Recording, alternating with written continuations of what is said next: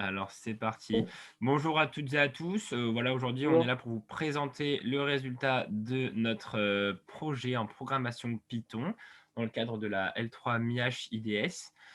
Voilà, avec les cours dispensés par Monsieur Rakoto Malala. Donc on est avec toute l'équipe, Hugo Brossa et Laura Boutonnet, avec qui j'ai travaillé. On va vous présenter le sujet qui était donc l'analyse discriminante linéaire sous Python. Donc voilà, on était chargé de programmer trois fonctions pour réaliser cette analyse discriminante linéaire, ainsi qu'une quatrième fonction, la fonction HTML, qui va exporter nos résultats et nos sorties au format web. Donc, on va exécuter devant vous notre code et vous commenter nos sorties et nos résultats. On va vous expliquer en même temps ce qu'on a réussi, ce qu'on a un peu moins bien réussi, les difficultés qu'on a rencontrées tout au long de ce projet.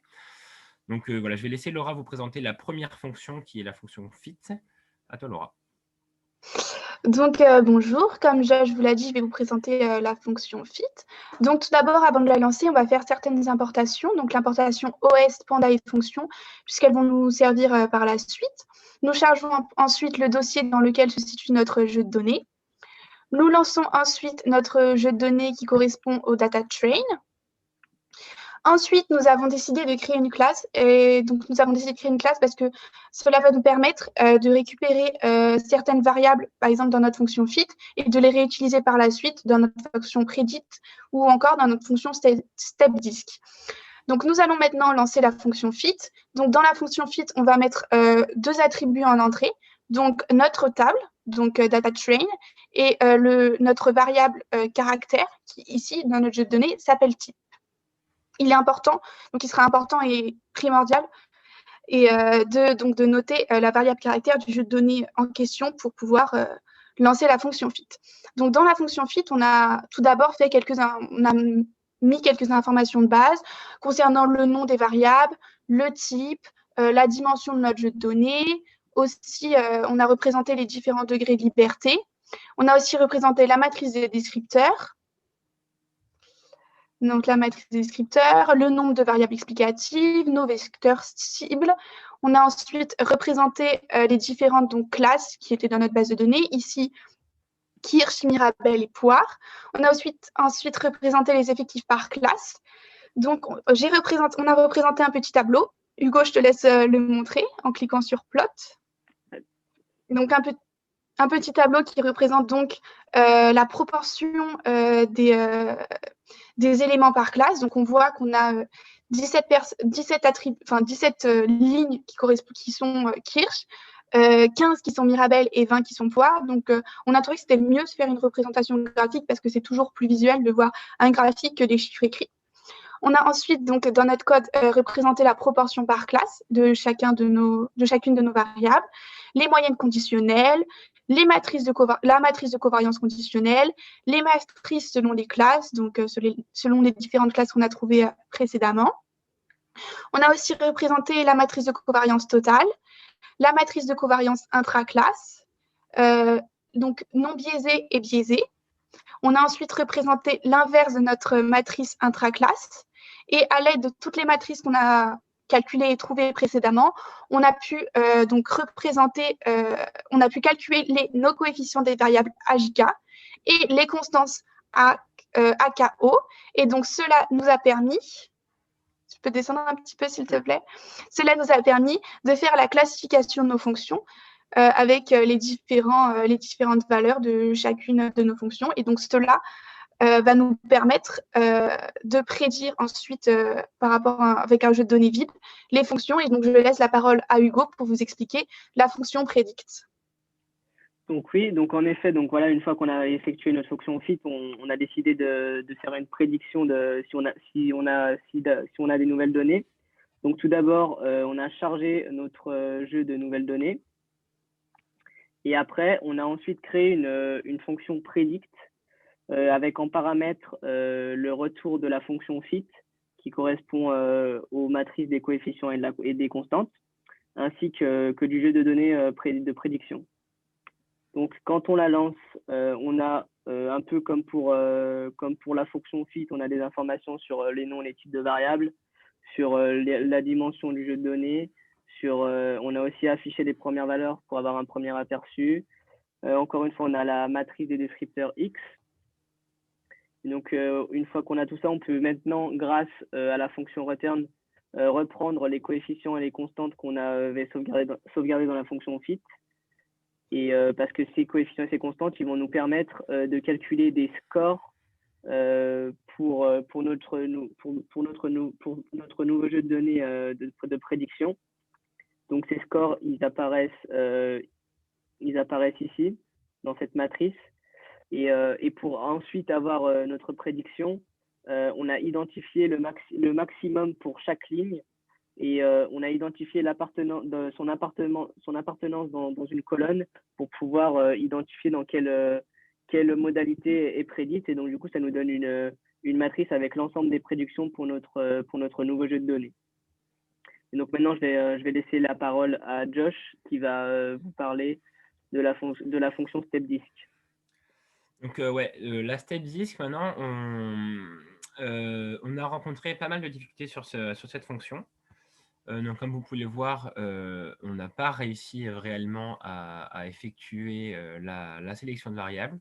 Donc, on a quand même travaillé sur la fonction, mais on a rencontré quelques bugs qu'on n'a pas réussi à fixer. Et donc, il faut qu'on est dans la capacité d'effectuer la fonction sous vos yeux. Mais bon, on va quand même détailler un peu notre raisonnement et comment on a voulu structurer cette fonction pour essayer de la faire marcher, bien qu'on n'y soit pas parvenu. Donc, Hugo, si tu peux me montrer le code source peut-être de la fonction step-disk pour expliquer quand même la structure qu'on a voulu donner à cette fonction. La fonction step-disk est censée retourner quand même certaines des informations de la fonction fit, puisqu'elle se base aussi sur le résultat de la matrice de covariance totale et de la matrice de covariance intraclasse. En termes de structure, donc on a voulu d'abord créer et initialiser des vecteurs qui sont censés récupérer les informations et les indicateurs de test, donc notamment la valeur f, la r carré, la p-value et le lambda de Wilks. Une fois qu'on avait récupéré ces informations, on avait une boucle qui en fait comparait les valeurs f entre elles et récupérait la plus grande valeur par rapport pour chacune des variables. Donc en fait, on avait argmax de la valeur f et ensuite on récupérait la p-value de cette variable qu'on comparait à la valeur seuil qui est par défaut 0,01. Donc ce seuil est modifiable évidemment en paramètres en appelant la fonction.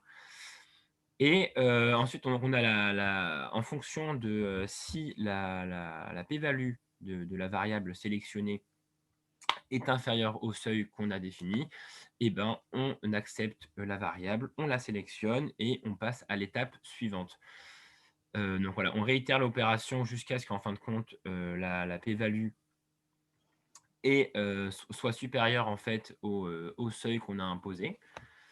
Et une fois que on n'a plus de variable à sélectionner, on sort de la boucle avec un petit break. Et donc voilà, et on garde seulement dans notre variable étape, qu'on peut voir voilà, au milieu de la fonction. Étape correspond donc à l'affichage du tableau avec uniquement les variables qu'on a sélectionnées. Donc, la variable sélectionnée à l'étape 1, à l'étape 2, à l'étape 3, etc. jusqu'à la fin de la sélection de variables.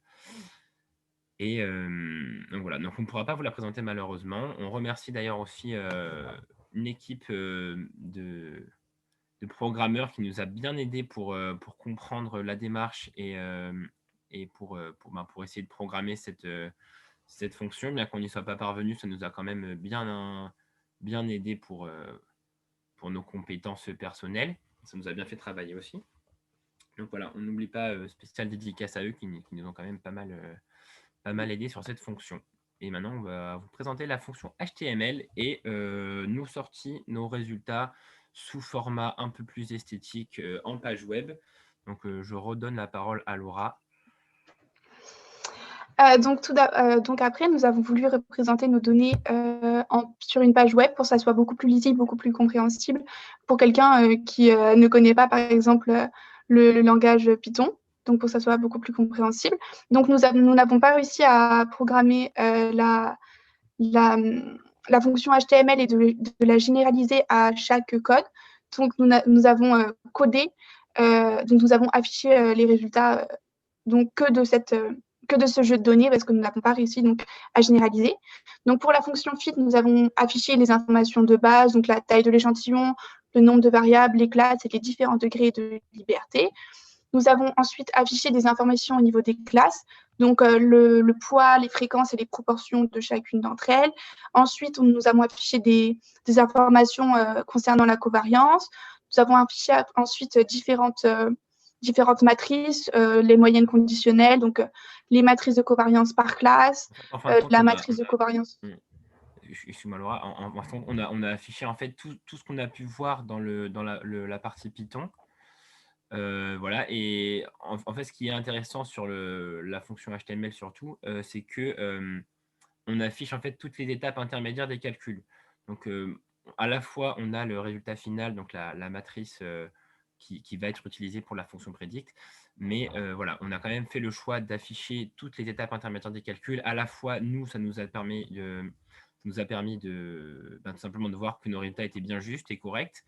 Et en même temps, voilà, ça permet aussi à l'utilisateur de comprendre et de pouvoir visualiser étape par étape les calculs qu'on effectue pour arriver à ce résultat final de la fonction fit. Voilà, peut-être on a eu des difficultés un peu sur la fonction HTML, Laura, si tu veux en parler. Oui, j'ai déjà expliqué qu'on n'a pas réussi à généraliser donc à n'importe quelle base de données. Donc, on a dû coder tout ça, toutes les matrices qui sont affichées à la main. Ça a été un petit peu long, enfin, même assez long, mais voilà, on a réussi et on est quand même fiers de ça, même si ça nous a pris beaucoup de temps et qu'on est quand même déçus de ne pas l'avoir pu le généraliser. On a quand même voulu vous montrer à tout le monde ce que ça pouvait donner, donc une sortie HTML correcte. Donc, je disais qu'on a représenté donc, toutes les matrices, donc différentes matrices, donc les matrices de covariance par classe, totale, intraclasse, matrice de covariance inverse, voilà. Et donc ensuite, donc, comme toutes ces matrices nous ont permis de trouver les outils pour trouver la classification de nos données. Donc on peut voir ici au milieu de l'écran. Et ensuite, donc, c'était notre résultat final, donc vraiment l'affichage final de notre fonction fit. Et ensuite, donc, pour la fonction prédite, nous avons aussi affiché des résultats, des informations de base, comme la taille de l'échantillon, le nombre de variables. Nous avons aussi affiché les scores. Hugo vous a expliqué à quoi ils correspondaient. Et aussi, donc, vous voyez, il y en a beaucoup. Et ensuite, nous avons affiché donc, les prédictions des classes. Et donc, Hugo vous a parlé. Et ensuite, pour la fonction fit, nous avons affiché des informations de base, telles que la taille de l'échantillon, le nombre de classes, mais aussi le niveau de significativité et les fréquences et les proportions de chacune de nos classes. Donc, en tout cas, on espère que notre petite vidéo vous a permis d'en savoir plus sur les différentes fonctions fit, predict et step disk. On espère que ça vous a plu. Et voilà. Et on attend avec impatience des nouveaux projets Python. Non, mais en tout cas, pour faire un petit retour, ça nous a quand même permis de bien progresser en Python, parce qu'il y a quand même pas mal de notions, notamment en statistique, qu'on n'avait pas vues en cours. Donc, on remercie vraiment beaucoup le professeur qui a mis vraiment beaucoup de documentation et de ressources à notre disposition en ligne, notamment avec pas mal de tutos. On s'est beaucoup servi également de son ouvrage sur l'analyse discriminante linéaire, donc nous a vraiment beaucoup servi pour réaliser toutes ces fonctions. Et voilà, en tout cas, c'était pas facile, mais ça nous a vraiment permis de travailler cette matière et ce langage. Donc voilà, merci aux professeurs et merci aux étudiants aussi qui ont eu la gentillesse de partager leurs connaissances. Et voilà, c'était une belle preuve d'entraide. Et voilà. C'était le mot de la fin. On vous remercie et on vous souhaite une agréable soirée. Merci beaucoup. Merci, au revoir. Bonne soirée à l'équipe.